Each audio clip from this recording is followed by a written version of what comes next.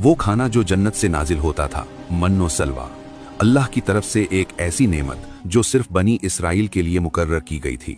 लेकिन जब इस अजीम रिस्क पर शुक्र की जगह नाशुक्री ने ले ली तो अल्लाह ने आखिर उन्हें ऐसी सजा दी जो तारीख का हिस्सा बन गई। ये वाक़या उस वक्त का है जब हज़रत मूसा अलैहिस्सलाम बनी इसराइल को फ़िरौन की सख्त गुलामी से निकालकर सहराए तीहा ले आए, जिसे आज सहराए सीना भी कहा जाता है। इस वीरान सहरा में न खाने का बंदोबस्त था और न पानी का।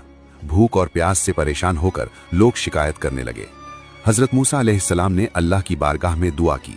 अल्लाह ने अपनी रहमत से उन पर सायेदार बादल नाजिल फरमाए ताकि दिन की सख्त गर्मी से बच सकें। फिर आसमान से उनके लिए खास रिस्क उतारा गया। सुबह के वक्त मन नाजिल होता, सफेद रंग का, शहद से भी ज्यादा मीठा, जो ओस की तरह जमीन, पत्थरों और दरख्तों पर जम जाता। लोग उसे जमा करके रोटी और हलवे की शक्ल में तैयार करते। शाम के वक्त सलवा आता, छोटा सा परिंदा जो क्वेल जैसा होता, बड़ी तादाद में आसमान से उतरता और उनके कैंप के अंदर आकर बैठ जाता। लोग आसानी से पकड़कर ताजा गोश्त हासिल करते।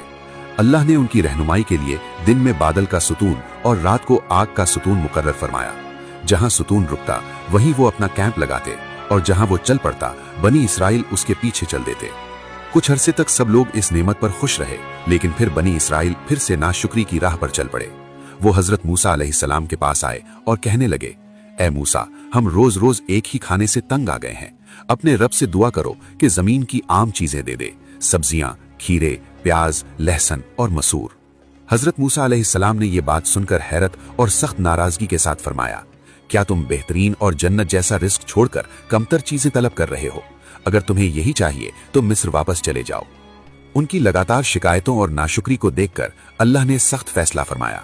अल्लाह ने ऐलान किया कि मुकद्दस जमीन किनान उन पर 40 साल के लिए हराम कर दी गई। अब वो इस सहरा में भटकते रहेंगे। ये भटकना आम रास्ता भूल जाना नहीं था, बल्कि अल्लाह की कुदरत का मोजज़ा था। वही बादल और आग का सुतून जो पहले उन्हें सीधा रास्ता दिखाता था, अब अल्लाह ने उसे घुमा फिरा कर चलाया। लोग दिन रात चलते रहते, लेकिन कभी सीधा किनान तक नहीं पहुंच पाते। छोटा सा सहरा उनके लिए 40 साल का सफर बन गया। आखिरकार पुरानी नस्ल पूरी तरह से सहरा में खत्म हो गई। सिर्फ वो नई नस्ल जो उस वक्त बचपन में थी, उन्हें अल्लाह ने इजाजत दी कि वो इस मुकद्दस सरजमीन में दाखिल हों। ये सजा इसलिए थी क्योंकि वो अल्लाह की दी हुई नेमतों पर शुक्र अदा नहीं करते थे।